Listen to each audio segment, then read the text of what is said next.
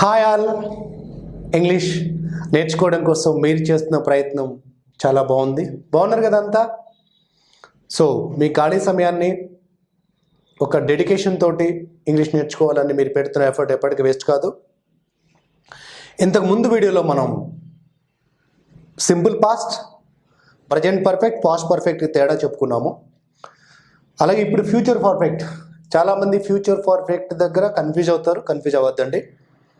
రెండవది, future perfect మ్యాండేటరీగా నేర్చుకోవాల్సిన అవసరం కూడా లేదు. ఇది ఒక ఆల్టర్నేటివ్ టెన్స్ మాత్రమే. మళ్ళీ చెప్తున్నానండి, ఫ్యూచర్ పర్ఫెక్ట్ తెలియకపోతే పెద్ద నష్టమేమి లేదు. ఫ్యూచర్ పర్ఫెక్ట్ అనేది ఒక ఆల్టర్నేటివ్ టెన్స్ మాత్రమే, ఖచ్చితంగా వచ్చి ఉండాల్సిన అవసరం లేదు.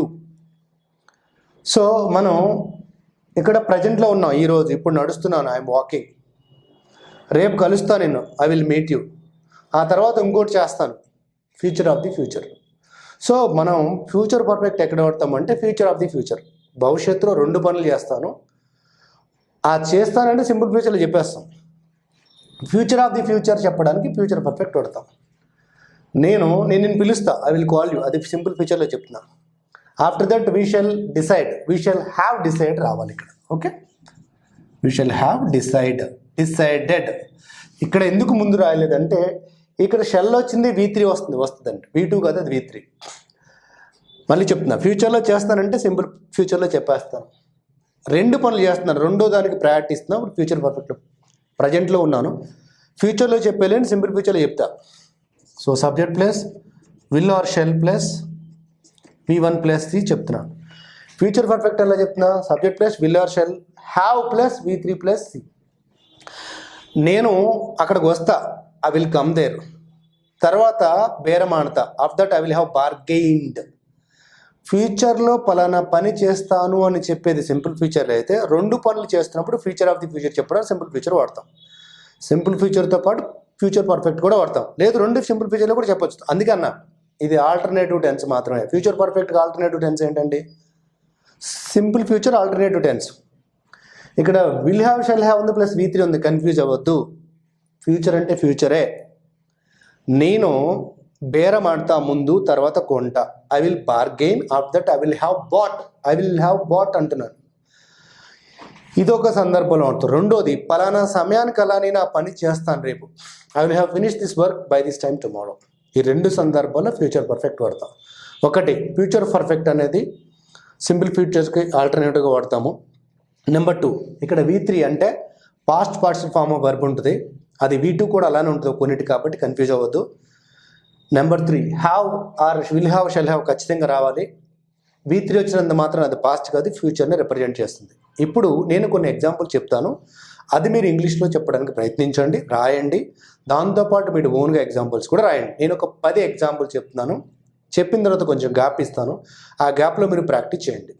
నేను బుక్ రాస్తా, తర్వాత అమ్ముతా. I will write a book, after that I will have sold it. నేను ఆమెను కలుస్తా, తర్వాత డిస్కస్ చేస్తా. I will meet her, after that I will have discussed. ఆమె బిజినెస్ ప్రారంభిస్తుంది, తర్వాత దాన్ని విస్తరిస్తుంది. She will start business, after that she will have expanded it. So she will have expanded it అన్నప్పుడు విల్ హ్యావ్ ఏంటి, మళ్ళీ expanded V3 వస్తుందంటే V3 అంటే V2 కాదు. అది ముందుగా నేను చెప్పినప్పుడు పర్ఫెక్ట్ టెన్సెస్ ఇంట్రడక్షన్ చెప్పినట్టు, V3 అంటే past participle form of verb. దాని పేరులో పాస్ట్ ఉంటుంది కానీ పాస్ట్ చెప్పదు, కేవలం యాక్షన్ మాత్రమే చెప్తుంది. టైం ఎప్పుడు హ్యావ్ ఫామ్ చెప్తుంది అని చెప్పుకున్నాం. ఆ రూల్ గుర్తుంటే మీకు కరెక్ట్. అతను ఇల్లు కొంటాడు, తర్వాత అందులోకి వెళతాడు. He will buy a house, ఆఫ్ that he will have shifted to that house. ఆమె గ్రాడ్యుయేషన్ పూర్తి చేస్తుంది, తర్వాత ప్రాక్టీస్ మొదలెడుతుంది. She will complete her graduation, after that she will have started her practice. అతను అక్కడి నుంచి కదులుతాడు, తర్వాత సొంత ప్లేస్ వెతుక్కుంటాడు. He will move from that place, after that he will have searched for his own place. ఆమె పని పూర్తి చేస్తుంది, తర్వాత డబ్బులు అడుగుతుంది. She will complete her work, after that she will have ask the money. అతను ముందు టీవీ సీరియల్ డైరెక్ట్ చేస్తాడు, తర్వాత సినిమా డైరెక్ట్ చేస్తాడు. He will direct TV serial, after that he will have directed movie. దీన్ని నెగిటివ్లో కూడా చెప్పొచ్చు. మీద 10 ఎగ్జాంపుల్స్ అవ్వలేదు కదా, మిగతా కొన్ని నెగిటివ్లో చెప్తాను. అతను బండి కొంటాడు, తర్వాత కారు కొనడు. He will buy a car, he will buy a bike, after that he will not have bought a car. He will not have bought అంటున్నాను. ఒకటి చేస్తాడు, ఇంకోటి చేయడం చెప్తున్నాను. అంటే ఫ్యూచర్ ఆఫ్ ది ఫ్యూచర్ చెప్తున్నా. అతను ఇక్కడికి వస్తాడు కానీ మాట్లాడు. He will come here but he will not have spoken anything. ఆమె ఎగ్జామ్ రాస్తుంది కానీ రిజల్ట్ కోసం ఎదురు చూడదు. She will write exam but she will not have waited for the result. వాళ్ళు ప్రాపర్టీ కొంటారు కానీ రిజిస్ట్రేషన్ ఇప్పుడు చేయించుకోరు. They will buy the property but they will not have got the registration now. అతను ప్రశ్న వేస్తాడు కానీ ఆన్సర్ వినడు. He will ask question but he will not have listen to the answer. ఇలా మనం ప్రాక్టీస్ చేస్తామండి. మళ్ళీ చెప్తున్నాను, మీరు ప్రాక్టీస్ చేయడానికి అనువైన పద్ధతులు ఎలా చేయాలో అన్నది ఒక వీడియోలో పెట్టాను. ఆ ముందు వీడియోస్ పూర్తిగా చూడండి. ఇలాగే దీంతో ఇంకొక ఎగ్జాంపుల్ ఏం చెప్పాను నేను, అలా చేస్తాము, ఆ టైంకల్లా పూర్తి చేస్తాను.